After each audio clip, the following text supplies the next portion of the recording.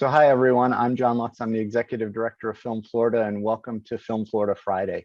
For those of you who haven't been with us, Film Florida Fridays are interactive conversations about current topics, initiatives, and relationship building in Florida's film, television, commercial, and digital media production industry. Today, we're talking about talent agencies and casting. In a moment, today's guests will introduce themselves, and I'll ask some questions to get things going. During that time, we're going to ask everybody to keep their microphones on mute so we can avoid background noise. After we've gotten through some initial questions, we'll open it up to the audience for questions and conversations. At that time, please use the hand raising function on Zoom so we can call on you. We want this to be conversational and interactive. We also don't want everybody trying to talk at the same time. We're also going to ask everybody to keep their questions and comments brief in the interest of time and out of fairness to others that want the opportunity. We're going to have a good crowd today, so we want to make sure everybody has the opportunity to speak if they want. As always, Film Florida Fridays are free, but if you like what you hear, please consider donating $20.22 for our 2022 fundraising campaign. The donation link will be posted in the chat box throughout the discussion, or you can always find that on our website. And with that, I want to introduce our guests. We have John Piros from John Piros Casting, Kelly Page from Level Talent Group, and Sabine Deburn from Talent Direct Agency. And they're much better at giving their bios and backgrounds, so I'm going to let them introduce themselves. John, why don't you go ahead and go first? I don't like talking about myself, so I'm just going to say I've been in this business a very, very long time. I am quite old, quite jaded, and quite bitter, but very candid. So I'm going to defer to Kelly and Sabine for everything else. All right, good start there. Kelly, how about you? Go next. My name is Kelly Page. I am the owner and founder of Level Model and Talent, doing business as Level Talent Group. I've been here doing business in Florida for almost 20 years. I've been in the business for almost 40 years, all aspects. I'm also sit on the Tampa Bay Advisory Board and past president of Film Florida. Excellent. And Sabine? My name is Sabina. I'm the film agent at Talent Direct Agency. I am also a member of Film Florida on the Legislative Committee and a member of WIFT, Women in Film and Television, and a co-chair for the South Florida branch, along with actually my sister Bianca, who's the other co-chair, who owns Talent Direct Agency. I've been in this industry for 6 years, so probably the newest person here. And prior to that, I came from a kind of a corporate environment where I was in charge of lots and lots of training and development for our employees. So that kind of made a good transition into this industry. Excellent. Well, we're really happy to have all three of you here. Kelly, let's start with you. For those that may be with us that aren't in the weeds on the talent side of the business, define the term talent agency. What is a talent agency and what do you do as a talent agent?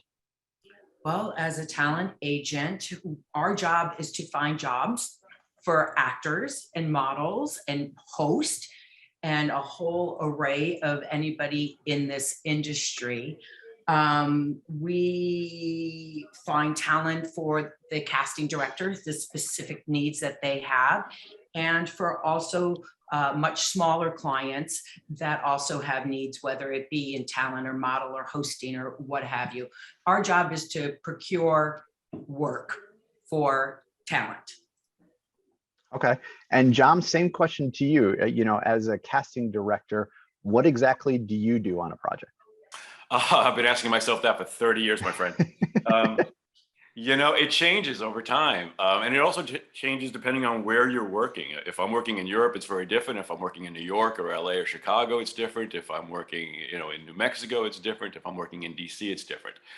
Here, it's kind of traditional, which is why I love Florida. The casting director serves the traditional role as basically, I look at us as like home stagers for people as opposed to real estate. My job is to show my clients as many people that fit their wish list as possible, cutting them off, allowing them to want to see more rather than less, and giving them options. And luckily, I've been doing this here for 30 plus years. We have an incredible talent pool in the state of Florida. We always have. We've always been a strong commercial market. We've always been a cultivating area for talent to develop and to grow, which makes my life easier. And I get paid a ridiculous amount of money for doing very little work as I see it. I would do it for a lot less, which I should never say that out loud, but that's what I'm thinking. So, yeah, especially since we're recording this. Yes, absolutely. Don't hold me to it if you're one of my clients.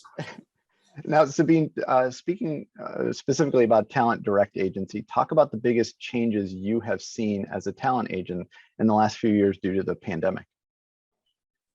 Probably the biggest is the relocating of everyone who's been in the industry. A lot of people have just found that they wanted to move closer.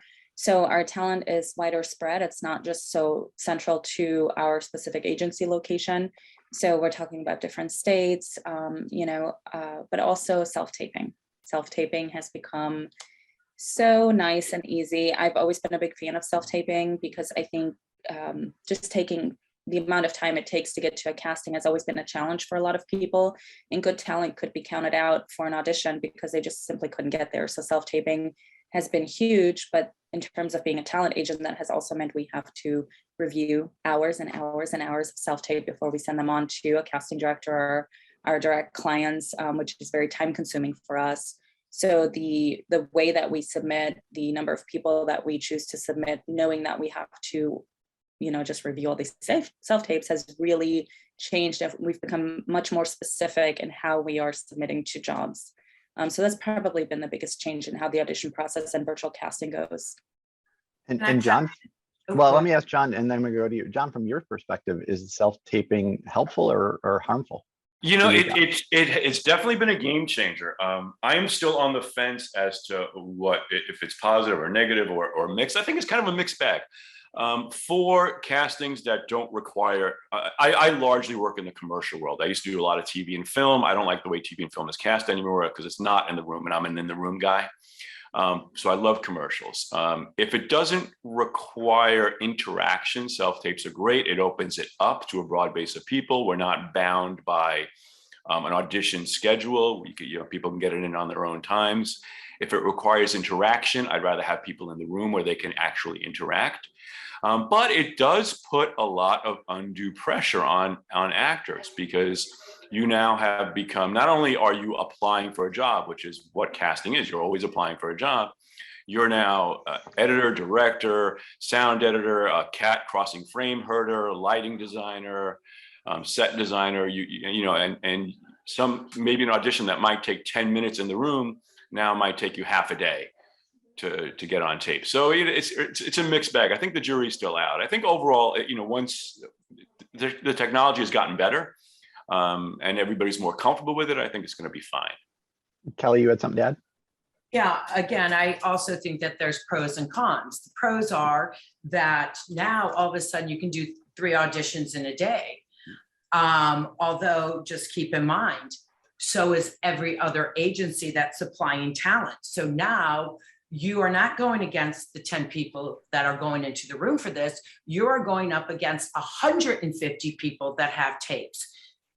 The other con is, for me, I'm old school, there's no redirects. Yeah. So if you're off and you sort of developed this character and you're going in for a commercial, and let's face it, we all know that commercials are our bread and butter here. There are no redirects. So you get one shot. There is no interaction. You can't touch, feel, and smell. And I think that is detrimental to the actor. Hey, I want to build on something Kelly just said, because it just hit me, because we do, those of you who audition for me, we do probably 50-50 self-tapes versus in the room. And what's been happening, and it tickles me, it's just so freaking funny, is talent will get in the room and forget they're in the room with actually a casting director who's giving them adjustments and directing them, because they're so used to doing it on their own. A lot of talent have forgotten to be directed. So you can't be in 2 places at the same time. You can't be your own director. So you've got to let that go when you get back into a room, and you got to be able to listen and absorb adjustments. And a lot of people have locked themselves into a certain way of doing an audition, which is detrimental to booking. It's just not going to happen. If you're not going to absorb and take direction, we can't use you. And the other thing is, real quick, is that especially for film and TV, they're still not in the room for bigger, they're still not in the room in LA. They're still not in the room in New York. They're still never been in the room in Atlanta. But it must be very, very scary for a casting director, because how many takes did it take them, and how many cuts or how many edits to get that tape? Now it's showtime. Can you Yeah. deliver without cutting and editing and redoing it 11 times? And John, from the casting side, besides the self-tape, has there been any major changes since the beginning of the pandemic for you? Really not that much. As far as in the way we do business, it's just in that the technology aspect of it, and again, it puts the onus on much more burden on talent now. Yeah. So not only you have to worry about applying for this job, you have to worry about all the technical aspects of making a self-tape look good. Yeah. And getting seen. Just because you submit a self-tape doesn't mean anybody's looking at it. So. Yeah. Now, for all of you, overall, has your business model had to change due to the pandemic? Is there, it's one thing to tweak a process or a procedure, but have you had to completely rethink your business? Kelly, you go first. Absolutely. Like Sabine was mentioning, I mean, it's still sort of the same. We show the casting director the talent. The talent decides who he wants to show, or the casting director, and John will get into that, who he wants to show to clients. But again, watching these tapes and teaching people, okay, commercials, you go directly to camera. We film and TV, you have a different eye line. It is much more involved on the agent's part, as far as teaching and what is going on. And yeah, we've had to change our business model. It's not like telling people, I'm sorry, you have to get on I-4. Now this is what is going on. And the competition now is fierce. Yeah. People will come in from other states to work in Florida if the money is right. Yeah. Sabine, how about you? What's going on with your business model? Yeah, I mean, we took the opportunity when we slowed down initially to kind of rethink what we're doing, what's important. And we've had an opportunity to take on more national talent, which has been really great. So building quite a bit of diversity in the market that we didn't have before because they couldn't drive to the audition. Now they can self-tape. But also we went primarily exclusive because we just opted to change the way we partner with our talent and really get to know them and make sure that this is something that's worth it. So that has been it's been a lot of fun, actually, to kind of narrow down the group and do what we're doing now. We've also kind of stepped up the education a little bit. So because we had a little bit more time, especially in that first year, we started what we call TDA community sessions, and they're Zoom sessions where we invite our talent for free to join, and we just talk about, how should you have your resume filled out? Let's talk about your headshots, self-tapes. Everybody's talking about the technology of self-tapes, but nobody talks about what do you do with your self-tape once you have taped it.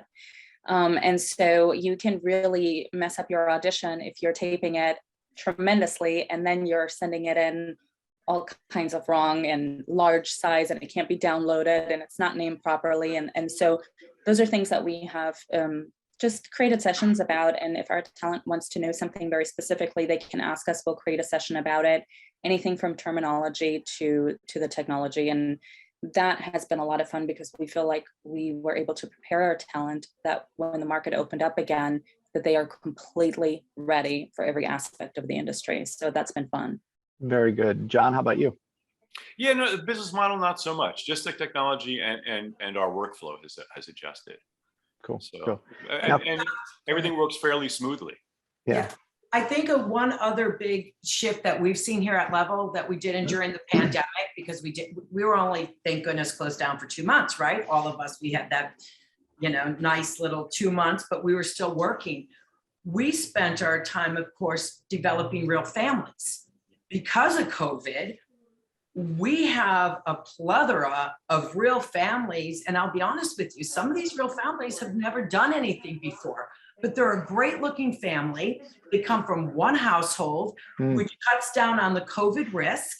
And I think that has really been a big change for us here at Level is getting these real families with the mom and the dad and the grandmother and the grandfather and the real children, which never happened before pre-pandemic. Oh, that makes sense. Yeah.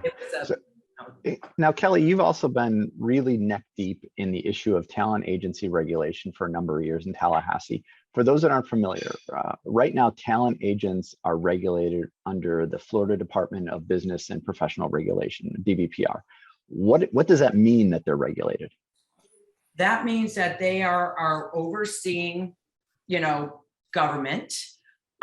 You have to be licensed. There are rules to follow to get a license in the state of Florida. You have to be fingerprinted, background checked, 2 years experience, letters of, how long you've been in the business, what have you done, things like that. You have to keep business hours. You have to keep a building. You cannot work from home from, say, all hours of the night and invite people into your home. So it's, in my opinion, of course, you guys know this, I think that we should be regulated. And I do think it's very important that we have somebody overseeing us. Now, in a few times over the last decade or so, there's been a push from the Florida legislature to deregulate talent agencies, among other professions that are currently regulated. Talk about why that push has happened and why it would be bad for Florida. This is my opinion. I mean, I'm sure that there's some agents that wish that we weren't regulated at all. For one thing, I think it does protect our children. I don't want a mother taking her 5-year-old daughter into somebody's house. That there are statutes in Florida for licensed talent agents that, in my opinion, need to be followed. Also, it means that you can't go to a talent agent with stars in your eyes and say, my kid is a star. Believe me, everybody stops us in the grocery store. And then the agent says, okay, that's great. What you need now is a portfolio. It's only going to cost you $3,500. And we're going to be able to get you work once you get your portfolio. You are not allowed to sell pictures as a talent agent. You have to have your license number on everything. There are rules to follow when checks need to go out. I think overall, this industry, sometimes people forget the business and just think about the dream. And I do think that some people could play on that and not in the best interest of the consumer. Right. And John, what are your thoughts? Yeah, I'm kind of on the fence on this whole thing. I think smart regulation is always good policy because you want to rein in bad behavior, but regulation is only as good as enforcement. Mm-hmm. So, there are bad actors, bad agents, bad agencies acting as bad actors. Throughout Florida, in the 30 years I've been here, I've seen it. There are plenty of agencies that sell photos, plenty that sell packages. There are talent agencies who represent themselves as actors. I mean, I've seen, there are actors who come in and audition who I know are talent agents. And I'm like, I don't get it, but it's not my job to police. I have my own ethics and my own morality, and I hope everybody else does as well. And I think this is a big enough, small state that we kind of know who the bad actors are, and they kind of have been marginalized over the years, at least to the best that we can. Yeah, that makes sense. Sabine, how about you? I'm a little bit on the fence as well. I mean, I think there are rules that we should follow. I think that's very important, and I think an actor should never compete with their agent. That should not be in the same category. I agree with that.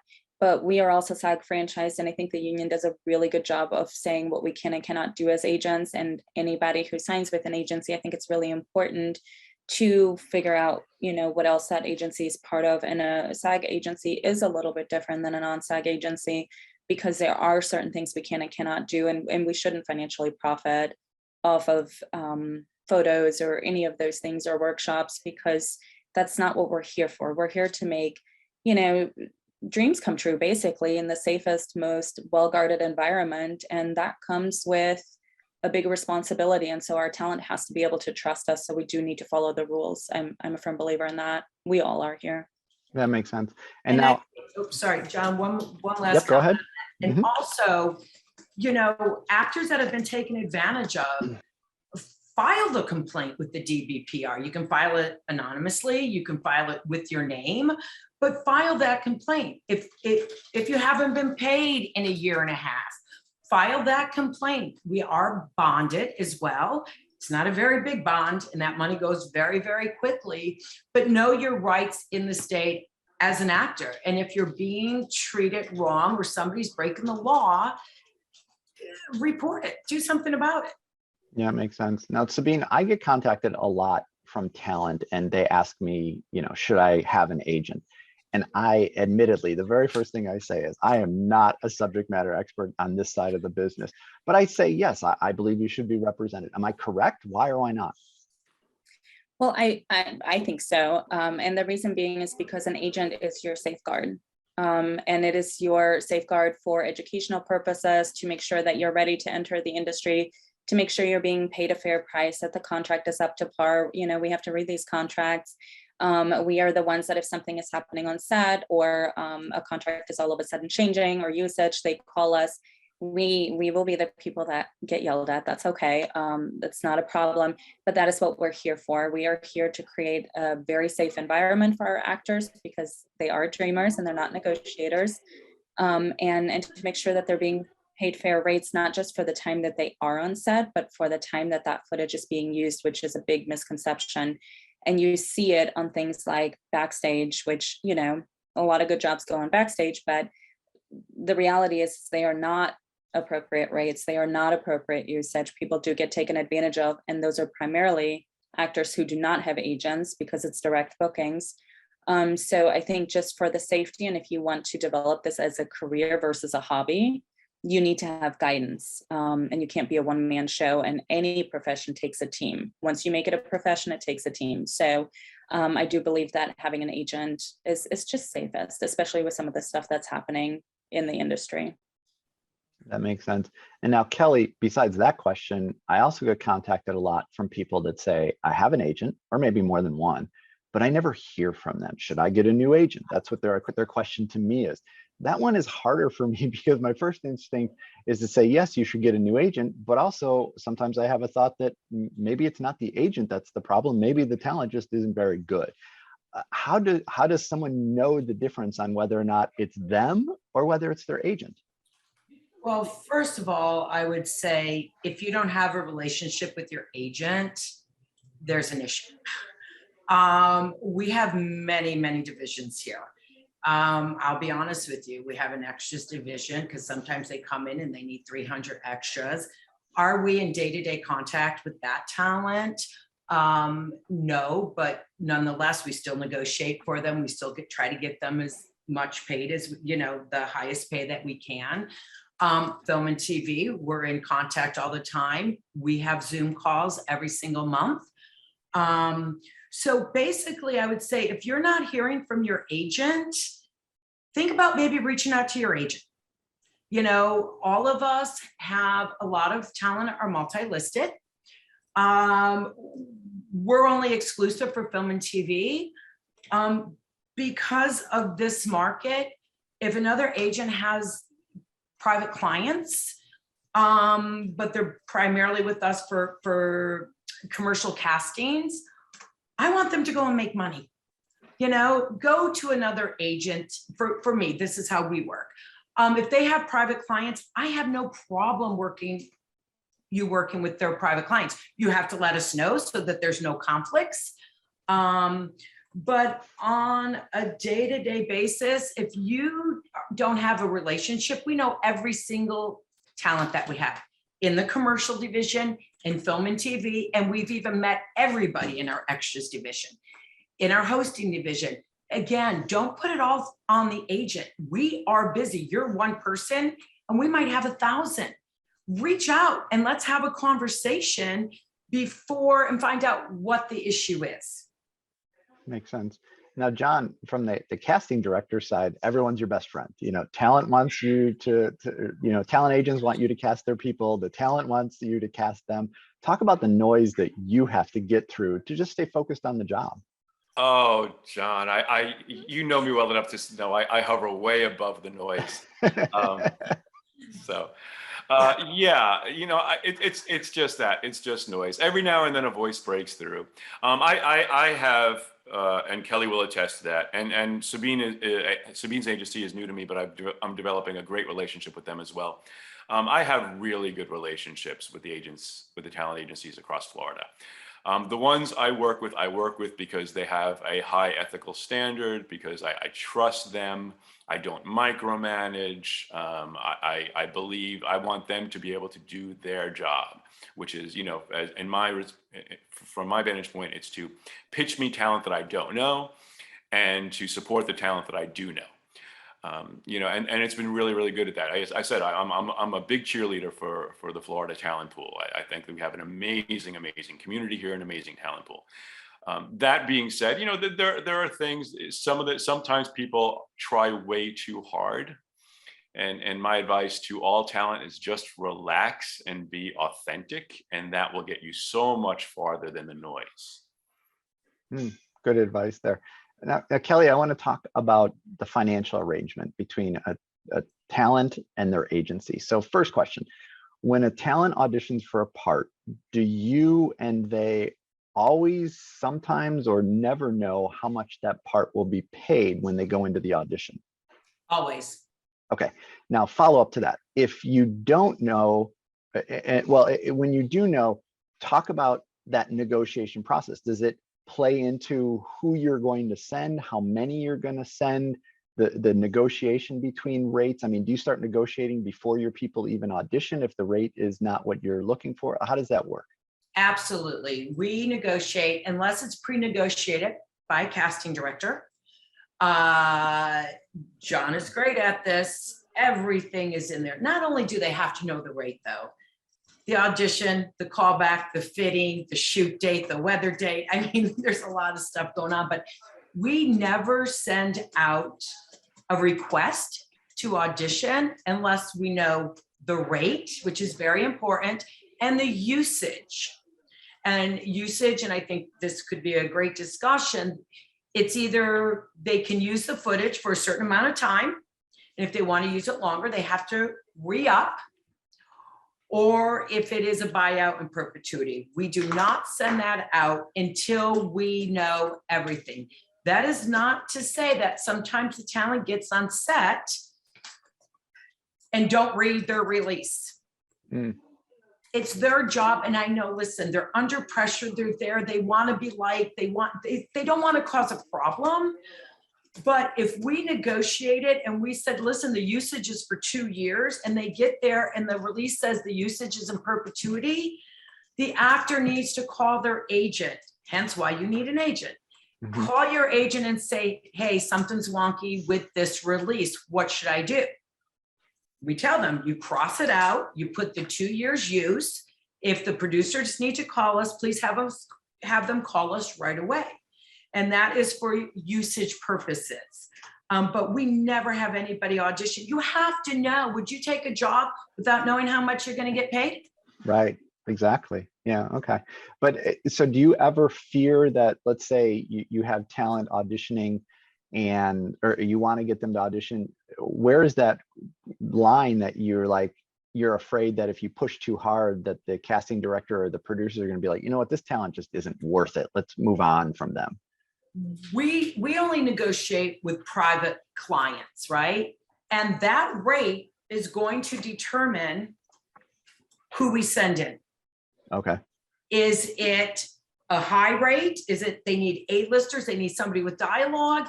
Is it a MOS, motion on screen, and they're pushing the buggy across the commercial parking lot? It's all relative to what's going on in the scene. Got it. John? Yeah, just to piggyback on something Kelly is saying, two things. Again, it amplifies the fact that everybody should have an agent. Your agent is the bad cop, always, always, always. Talent is the good cop, always, always, always. In the commercial world, there's very little wiggle room on negotiations. The way jobs are bid, and talent needs to understand this. By the time a commercial decides to shoot in Florida, it has probably bid out shooting in 2 other states with 6 to 12 other production companies. So by the time it gets to us, those rates are locked. Very, very little room in the commercial world for negotiation. The only where there is room is after like the initial run. So after the initial 2 years that's already been budgeted, or the initial 1 year that's already been budgeted.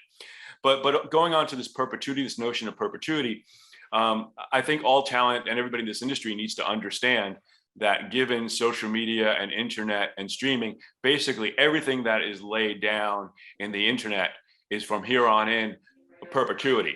Your decision comes from how much money you're going to get from that. We're not talking about broadcast, but in the world of internet, social media, and streaming, everything assumed is perpetuity, even if it says 1 year, because once it's out there, you can never get it back. So it's always going to be out there somewhere. I know that people don't like to hear me say that, but it's a fact. And I want to just chime in and piggyback off of John. So when it's social media, of course, we ask if is it paid and organic, meaning organic, it's just on their page, or paid meaning, shoot, my electric bill is getting so high and all of a sudden I get on my phone and there's 14 solar companies trying to sell me, which calls for a much bigger rate. But keep in mind, those are the bigger companies that can afford to do that.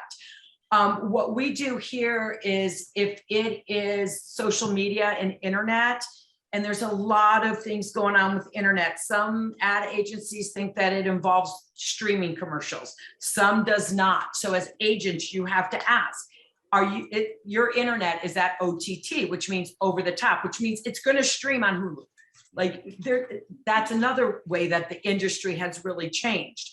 But usually what we do, if it's a small little client and they're paying, say, $500 for their own website and social media, we'll say, okay, great. That's great for a year. I mean, I'm talking small companies, mom and pops. It's great for a year, but if you want to reuse that on the internet and run it again, you can't repost and repost and repost and repost after a year. You have to stop. I know a lot of talent will not work in perpetuity.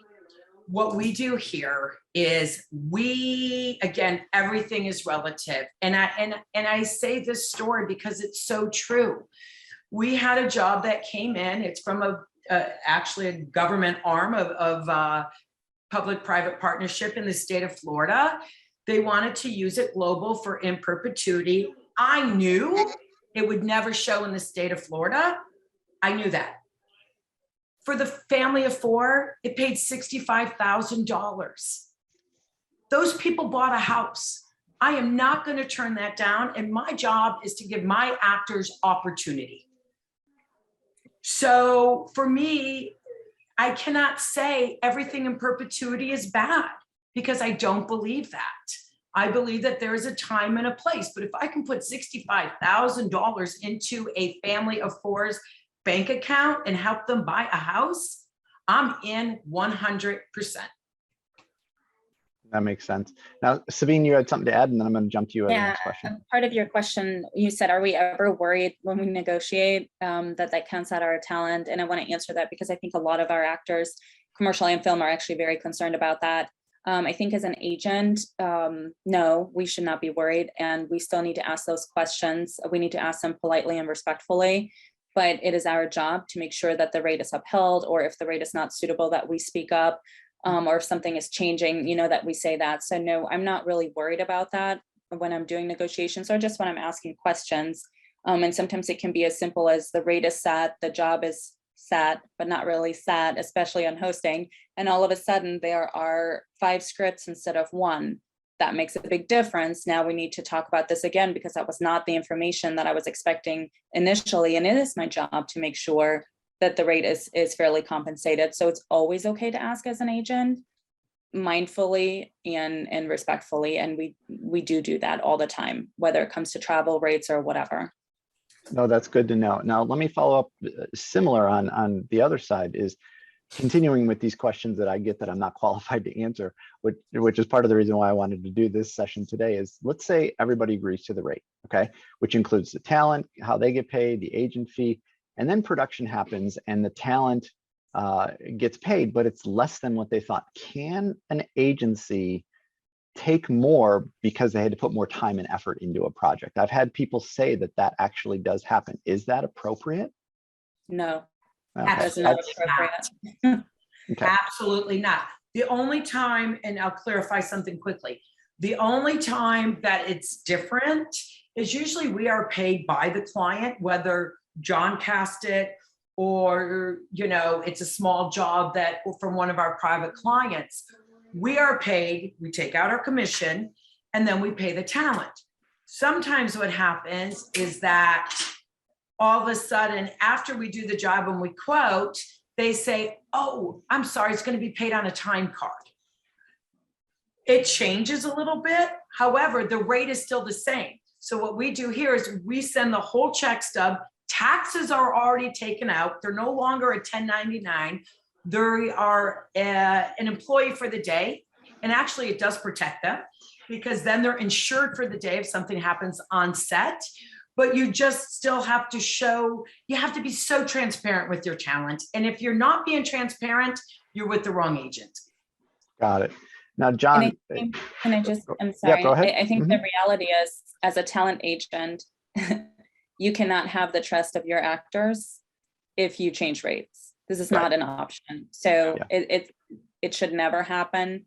There should always be an understanding of what you're getting paid. That is the amount you get paid at the end minus your commission or the taxes like Kelly talked about. We couldn't be in business. We couldn't continue working with people if we just changed rates based on our own productivity. I mean, that's not really an option. Right. And going back to what you said earlier about education for the talent, that's why I wanted to ask that question, because I knew the answer, but maybe there's some people in the audience that are new to it and they don't want to ruffle feathers. They don't want to, push the agent the wrong way, but they need to know that, there's trust that's involved and right is right. Now, John, I want to go to you from a casting director side. I'm assuming you work for both union and non-union projects. From your perspective, is there a difference how you approach the job? No difference in approach at all. And that's if I was living in New York or LA, different story, because then you're living in a union state. You do have to have a little difference of approach. In a right to work state, we have to be what's called union blind when casting, which means we're not even supposed to ask you. I don't care what people's union status or non-union status is. I don't need to know. I don't have to know. I don't want to know. It's basically the same thing as an ethnicity issue. I don't need to know. It's an age issue. I don't want to know your age. I don't want to know your union background. It doesn't make you a better or lesser actor in my eyes if you are or aren't. I just want you to show up and be authentic and do what I need and make me look good. So to me, it doesn't really matter. Makes sense. Now, Kelly, let's talk about a situation that happens to agents all the time, and I know it's happened to you. You represent a talent. You get them an audition, they're cast. Sometime between the beginning of the process and the payment, they're no longer with you, or they've gone to another agent. What agent gets that commission? Talk about the messy situation that sometimes that gets into. Well, the agent that books them gets the commission and should get the reusage. We're the ones who negotiated it. We are the ones who put you to the casting director, watched your tape, downloading it. There's a saying, if it's called agent of record. If you were agent of record on that job, you should get that commission and the reuse, pay your people the usage, and also get that commission out of it. There's only one way that, if it's a union commercial, right? And you just don't want to be with that agent anymore, you can contact the union or the paymaster and say, I would like for all my checks now to go to this person. That's only happened once with us, and it got messy and it was unfortunate. But I'll tell you quickly, I have somebody who booked a huge jobs all over the press. I negotiated that for 6 months with her legal team. And now, of course, she's onto a huge agency.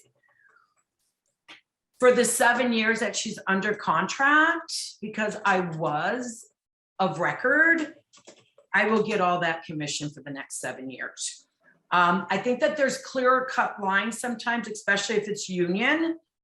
But if it's non-union, first of all, the talent's not even going to be able to find the client to tell them. And what happens when renegotiations come up? So yeah, if you're agent of record, you get the commissions until that job is done. And it could reuse and re-up and re-up and re-up, but that's standard. Makes sense. Now, Sabine, you mentioned earlier that you require your talent to be exclusive. Talk about what the definition of exclusive is. Is that, statewide, nationwide, worldwide, and why do you require exclusivity with your agency? So for us, it's the Southeast. And we have two different categories. We have film and television, and we have commercial. Not every commercial actor is exclusive with us. Anybody that's coming into the industry that we've signed in the last 2 years is exclusive. We just found that it creates not only a better partnership, but because we submit into non-exclusive states, exclusive states, you can't double submit. It's just not done somewhere outside of Florida. So we want to work in the Southeast. We want to work with people that want to work with us. And, the reality is if you're with everyone, you're really with no one, because nobody's focusing on you. So it is our commitment to our talent that we focus on them. We know them. They don't need to reintroduce themselves to us every single time we see them in public. We meet with them before we sign them for film and television. I make sure I hear a monologue, that we get to know them, that we know that they truly look the way they do in their headshots. It just overall makes for a better work environment. I don't know any other industry where you are in a partnership with someone, and this is a very, very serious partnership. When you deal with anyone's dreams, it's a serious partnership, and it's a very intimate kind of partnership, and you have to be able to trust both ways. And you can't do that when you extend that trust out to too many different places. So we have our talent exclusive. We have a lot of fun with it. It allows us to kind of gauge who we want to work with, what type of talent we want to work with. And we also know that when they go on set, they are the most pleasant group of actors. And this is something that we hear feedback on all the time, that our group is prepared, that people just love them. That they do what they're supposed to do, because that's how we're developing and that's how we're choosing very specifically. Bianca is amazing at kind of taking those submissions and seeing if it's a good fit for us. And then we meet with people, but we also get together with our group because it's a little bit smaller, because they're exclusive. We're able to participate and see their showcases, see films that come out, see their events. And we try to go to as many as possible, because it just strengthens that bond, and we want to work with them long term. We don't want 1 year. Our contract is a year, but it renews if we're all good with it, because ultimately we want to work with a group for a long time, and you get to know them better that way, and you kind of grow into their career with them. So it's just a much more fun way of working together. Good. Now, John, I remember that you do a number of seminars and classes. Are you a guest in those? Are those put on by you? And what's your goal in doing those seminars? Well, it depends. I mean, historically, I used to coach senators, congressmen, trial attorneys, politicians, and then before I settled in on commercial casting. So now I basically just show up. I don't really expedite. But, education is so important. What I want out of it, this is a great question, because I don't think you're going to get the answer that you expect. I want actors to learn to love themselves enough to be authentic. And that's, for anybody that's ever been in front of me, that's kind of what I sell. Because if you can just relax into yourself, you open up this door of possibility that is endless. And a lot of actors are so tentative that it is often heartbreaking to watch. I have literally watched people self-destruct in front of me. I've watched them self-destruct in an audition. So, if you can stop, breathe, learn to look in your eyes in the mirror and truly love what you see, the possibilities are endless. I know that sounds kind of trite, but it is so true. And that theme keeps coming back into my life because of the pandemic. Like I said, I used to coach attorneys and congressmen and senators. I used to be up in DC all the time. And during the pandemic, all of a sudden my phone started ringing again, because people forgot how to be real on Zoom. Zoom was new to all of these people, so I got a kind of whole new side hustle going that I haven't done in 20 years. Wow. Now, so Kelly, John touched on something that you and I have talked about at length over these many years, is the mental health side of the business. The joke in baseball is that if a hitter hits 300, he's a Hall of Famer, and that means they fail 7 out of 10 times. In the talent side of the business, you don't get cast way, way more than you actually do get cast, which is mentally exhausting. Talk about that and how you deal with that. Yeah, that's a great subject, John, and thank you so much for bringing it up. What John Pirro said is absolutely correct. You have to love yourself and know that you are the best version of yourself. Don't let other people, and I mean casting directors, producers, your agent, decide if you're worthy or not. Everybody is worthy. Unfortunately, we work in a business that has a lot of rejection. But really, did they reject you? Or is it what you just weren't right for that role? Your hair was too light. You weren't tall enough. That happens all the time. They're putting together a picture. And I wish that we had more things going on for actors to get together to be able to talk some of these things out. I'll be honest, we all know, because we've all been in business for a long time, we've seen some of the best actors in the business go into despair and dark places. And it's heartbreaking. It is really, really, and it's hard to understand sometimes. Like, God, they were on top of their game. Why? And let me say this to all the actors and everybody watching. You never know what's going on in a person's life. Be kind. And have a good sense of self-worth. Once you do that audition, let it go and let's go on to the next. I mean, that's just how it is. You have to.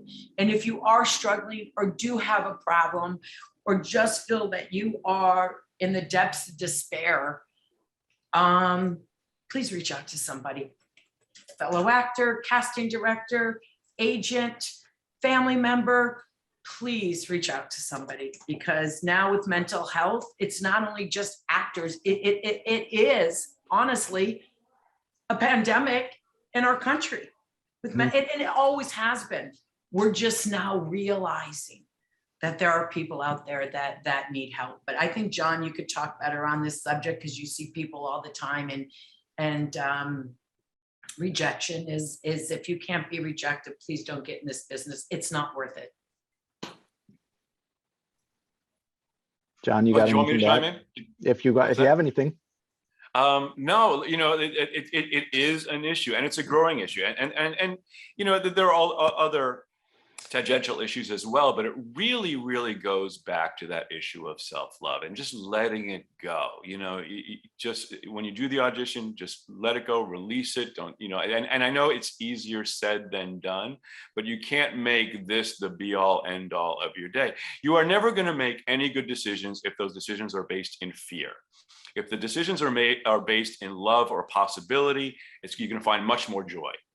You know, so let the fear go. Let that, you know, let all those things that gnaw at you in the wee hours of the night, just release them. Let them go. Pay no attention to them. You know, and just, you know, we should be living our lives. And I had a friend, the psychologist, used to say, we live our lives in a state of becoming. You know, we are running subtotals of every good experience, every bad experience, every heartbreak, every love, every joy, every fear we've ever felt. You know, embrace that. We are perfectly imperfect beings. Enjoy the ride. Yeah. So we're winding down on the official questions, and then we're going to open it up to the audience. So if you have a specific question, I know a number of people have put things in the chat. I'm going to try and get to some of those as well. But if you'd like to, you know, come on and ask your question in person, just start using that hand raising function. Sabine, you had something you wanted to add. Yes, I think this is one of the reasons why we do have a exclusive group, but because we do want to get to know them better. And if we have concerns, it's very difficult to reach out and talk about those, because we're not parents, we're not family. But I do tend to check in and say, okay, I see you posting a lot of stuff on social media, you know, that has me a little bit concerned. Do you need to take a moment for yourself and do what you need to do? and this is part of the trusting relationship, they know they're not going to be released from representation if they need to take a couple of months just for themselves, get themselves in a good place.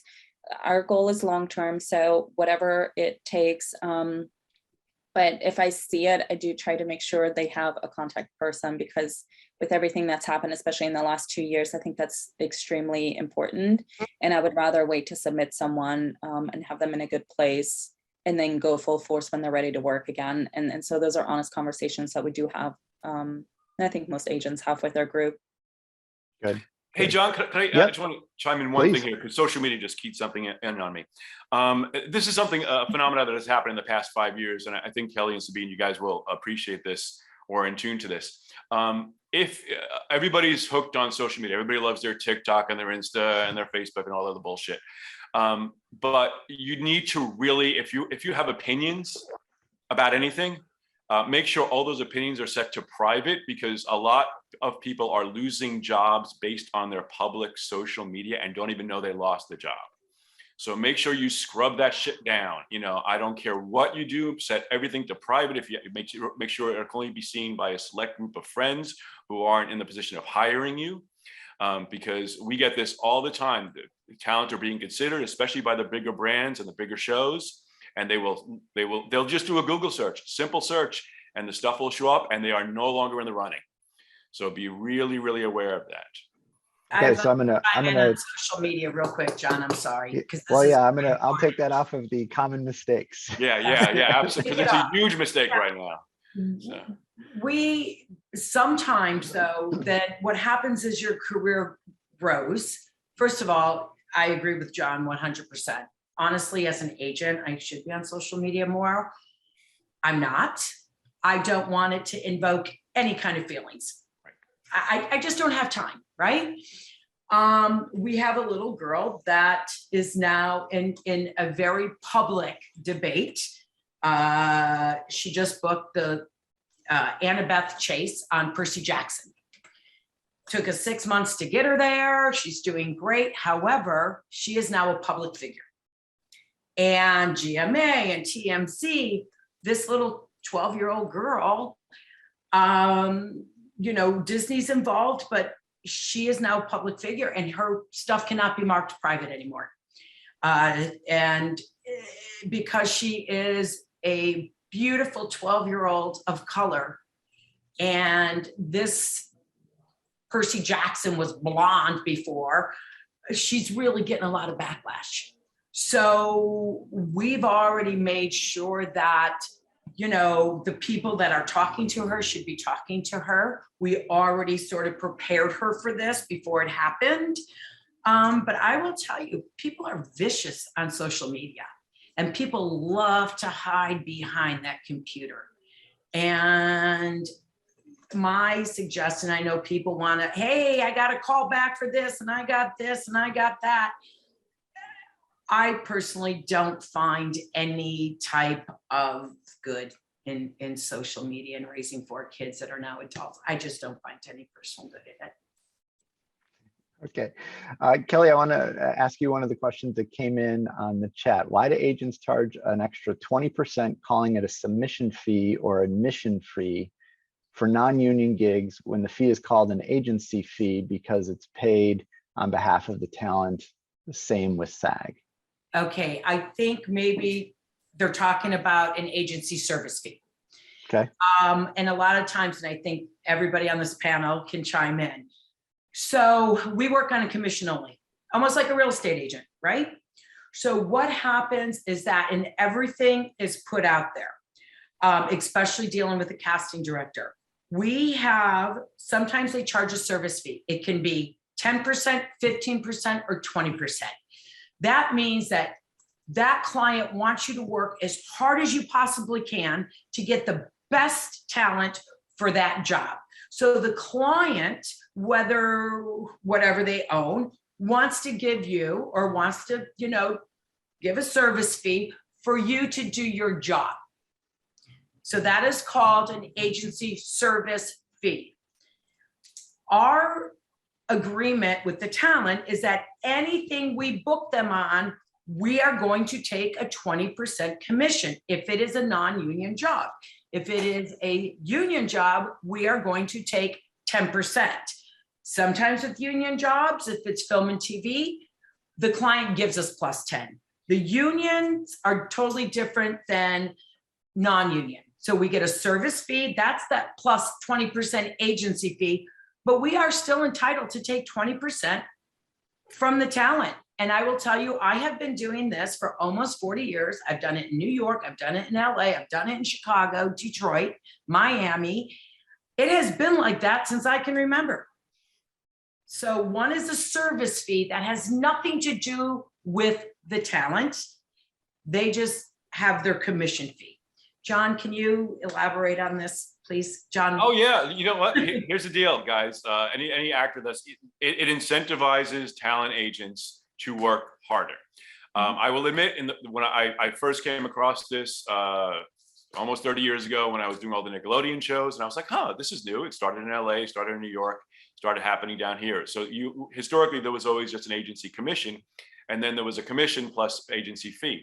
And I'm like, all right, well, if this is what's going on, and I wanted to know the why of this and the how of this, and was it working? And it was, you know, and I just let it go. And I think it's been great. I'll be honest with you, you know, I always advocate for the 20% agency fee above, because I just think it makes people work harder. You know, if 20 makes people work harder than 15, 15 makes people work harder than 10.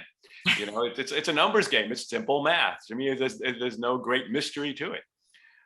You know, talent agents cannot survive on commission alone in a secondary market. It is very, very difficult to run an office with competent people unless you pay them.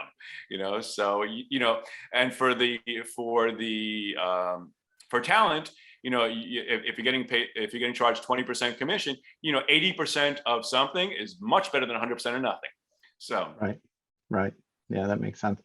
Ruth, I'm going to pull you in just 1 second, but I'm going to hit one more from the chat. There's a question. I've got a coursework project which needs a generic statement of agreement. Is there a form you can recommend? Generic forms out there anywhere? I don't even know what that means. All right, moving right along. Okay. Ruth, I am going to add a spotlight so everybody can see you, and go ahead and ask your question. Hi guys, thanks so much for doing this. I was just wondering, going back to social media, because I've been to a couple castings and they've like asked me to write down what's my number of followers, and I really don't want to have social media as something that consumes my life and stresses me out. So I was wondering how you guys feel about that, if I could like get rid of it, or what do I say when they ask me like, how many followers do you have? I think I can. Go ahead, Sabine. Sabine, go ahead. Yeah. Well, it depends on what type of job you're auditioning for. There are some clients where social media followers are a big part of their campaign. So they're going to ask you what type of social media followers you have and how many. But for most commercials, for most film, they're looking at your social media maybe to make sure you're okay, that it's not a crazy social media, but it doesn't influence whether or not you get the job. But if this is a company that very specifically has built their brand on social media followers, then that is something that's going to be very important to them. So whether or not you have social media is up to you. When you have it, make it a clean cut social media, you know, puppies and butterflies is what we always say. But if you choose not to have it, then just know, maybe don't audition for the jobs that require a social media following. It just depends on what you want to do in life. Yeah, and I will say that most of our clients, and we do a lot of commercials every year. If they are asking for your social media handles, it's because they want to know, like a Disney cruise line is going to want your social media handles. If you are telling people to go follow you on OnlyFans, they don't want you advertising their cruise lines. So as an advertiser, you can see why that would be important. But I'm going to say it doesn't happen all that much. Depends on the client and social media followers. Like Sabine said, what that client's trying to do is piggyback off of how many followers you have so that they can also get your followers. Now, if you're an influencer, you do have a lot, but you're paid every time you post. So it's okay. All right, thank you very much, Ruth. We're going to remove that spotlight. Let's go back to the chat. Okay, here's one. Let's see if this one makes sense. Many casting directors in Florida put out notices requiring actors to disclose date of birth when applying, which is illegal. And I can already see John shaking his head. Many. I don't think we've ever required. I've never seen a cast notice with a date of birth requirement on it. Okay, so it says they state that applicants will not be considered if complete info is not supplied. How is this allowed? What should that should do? Sabine, you got your hand. What do you got? Yeah, I think this is not a thing. Okay, Yeah. except for when it is something medical, where the Medicare sometimes requires that the person actually is 55 and plus in order to be able to participate into their commercials. It is not that we are giving everyone's date of birth. We are being asked to verify, and we don't have to pass it on, that the person is 55 plus because their commercial depends on it. But the casting director does not really ask us for the birthday to say, okay, list everyone's birthday that you're submitting. I've never seen that done. Unless they're booked. Right. Now, Yes. once they are booked, that is a different story because they are a minor. They need their date of birth to make sure that, especially on union jobs. Yeah. Those are the three areas that it would come up in. If it's minors, if it's Medicare plus or Medicare age, or if it's alcohol in the commercial. Absolutely. Or we just did a tobacco ad, believe it or Right. not. Same thing. Yep. They still do those? Wow. Oh yeah. Okay, so here's one. Despite being a right to work state, is it possible for SAG-AFTRA members to be brought in during first round of Florida auditions as occurs in other states? We can't. No, not as far as we can't demand that. There's no preference. We are union blind. Everybody repeat after me. Union blind. And that's the way it's got to be in any right to work state. And right to work states are more than half the country right now. So that's the way it is. And it's in our Constitution. It's in our Florida Constitution. Well, so, and right. Sometimes we have people that call us, oh, we want to do a SAG commercial. Right. Of course, we send them to casting directors. We don't want to get involved with that. But you cannot say, or a client cannot come into our state and say, I only want to see union talent. They just broke our Constitution of the state of Florida. Well, Kelly, they can say it, but it's incumbent upon us to educate them that they cannot, because they come from LA or New York or Chicago, so they think the rules are the same. And they scratch their head. They go, what? But you know what? But then they go back and they educate their peers, which makes our lives ultimately easier. So Kelly and Sabine, let me ask a question. I get this sometimes as well. And Kelly, I've actually brought this to you a couple of times and said, what am I supposed to say to this person? Talent gets, books a job, does the job.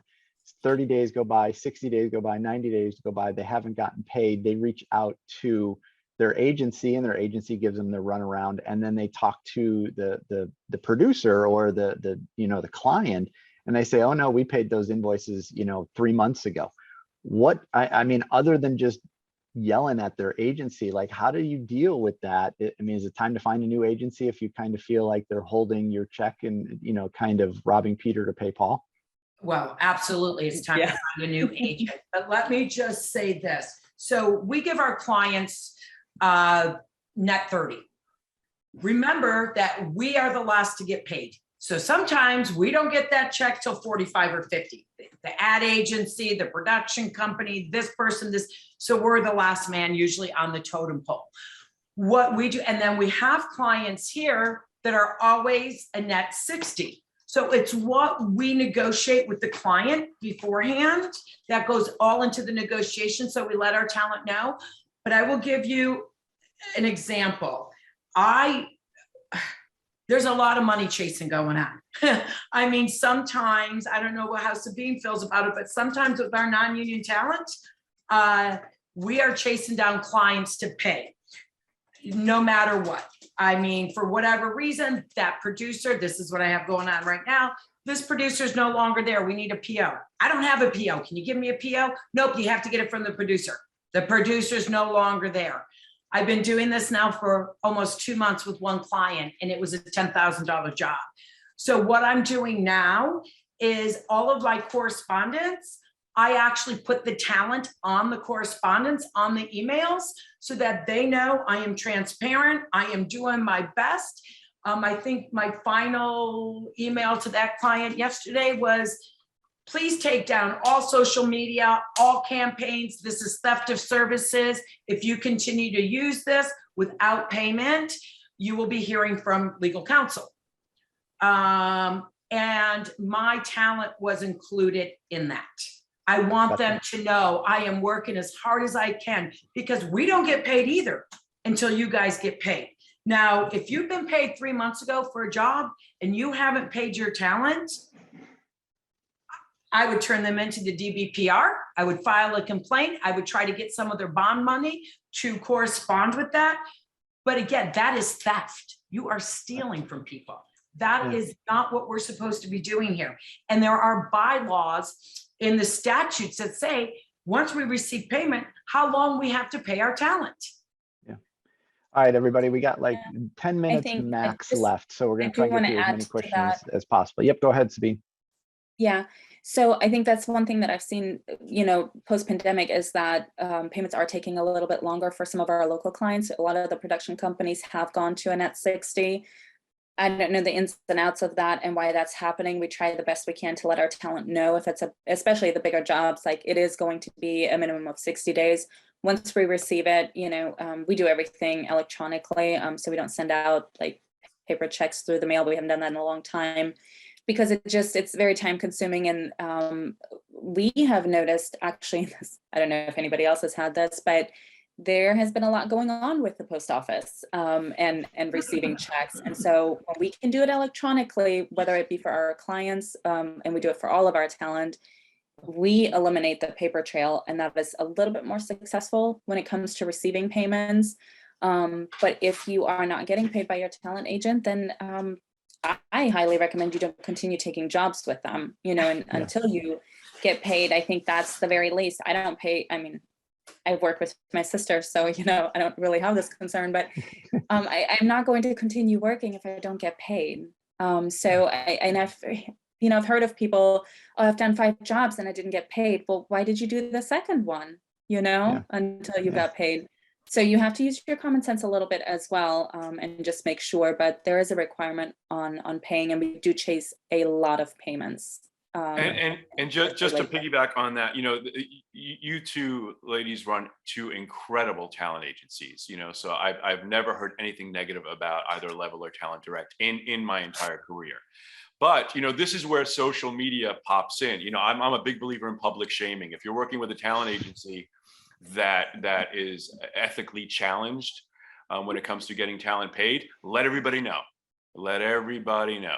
But first, go to your agent and see what the issue is. Like if you've had a longstanding agreement with this agent, and they're not putting you on these emails and see you fighting for their money, right?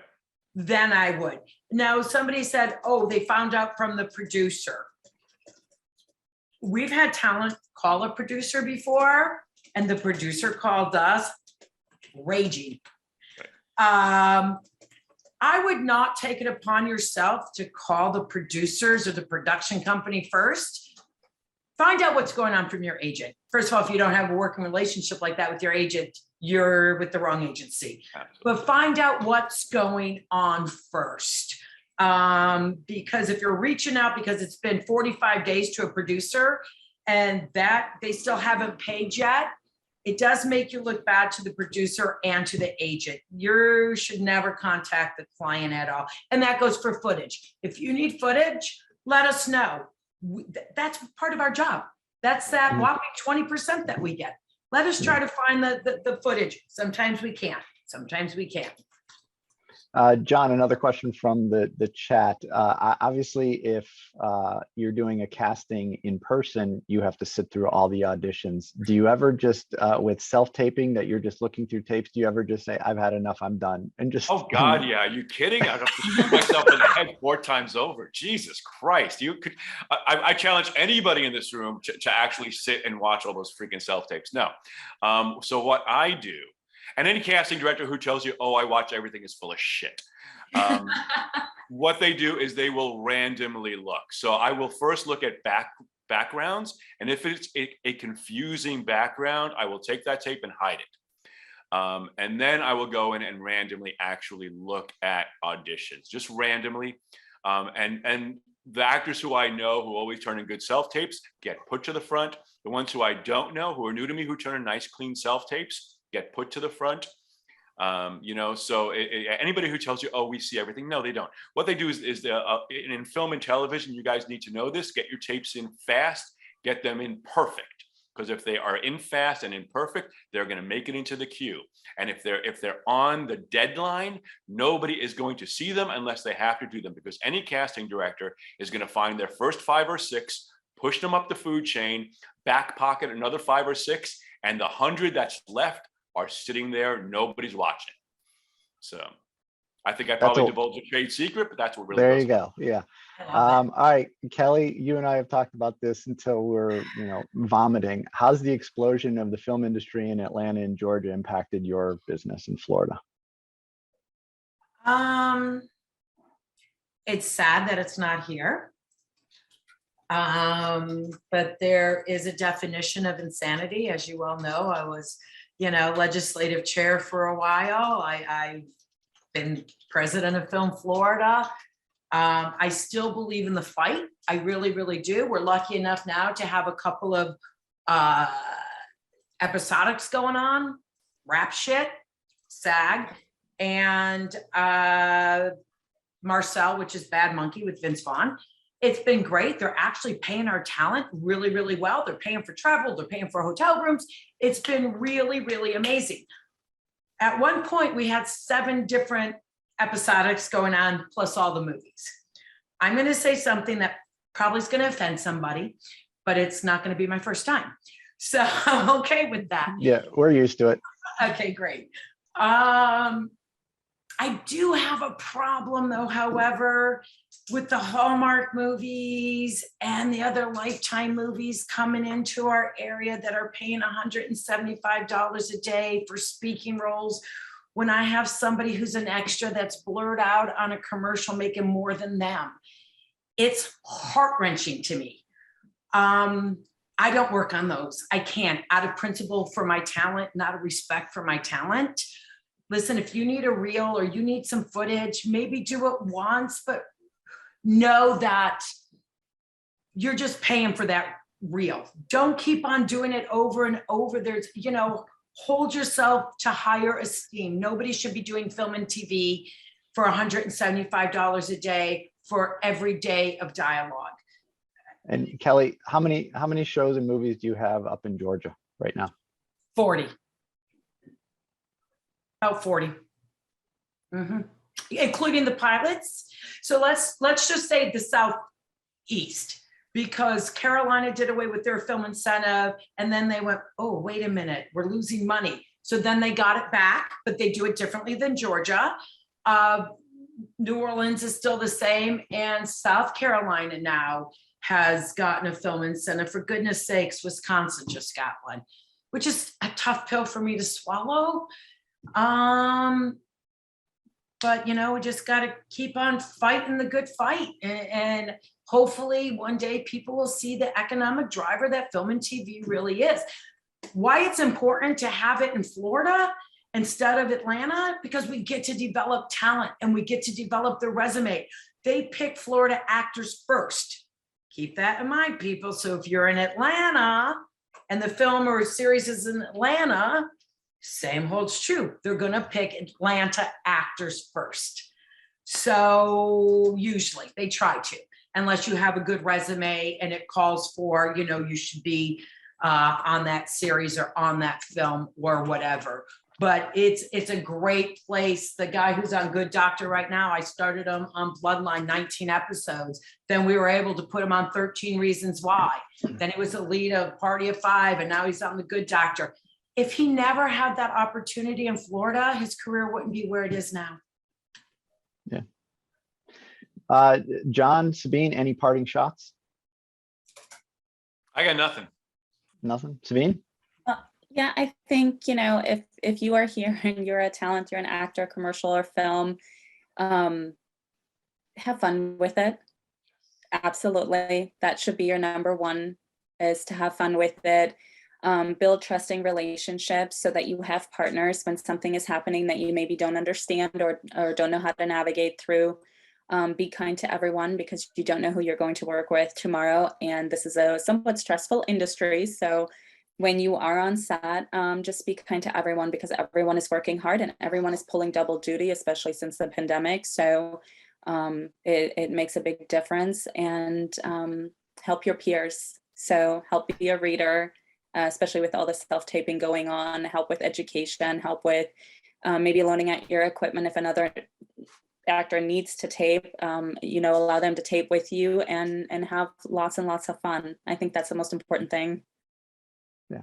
So Awesome. I promised our panel here that we would be done by 10:50. So we're right there right now. So we are going to wrap it up. I apologize that we haven't gotten to every question in the chat. If you still have questions, please email them to me and I will get them out to our panelists and see if we can get you some answers. Or if you think of something afterwards, happy to do that. My email is on the Film Florida website. It's the generic one if you don't have my direct one.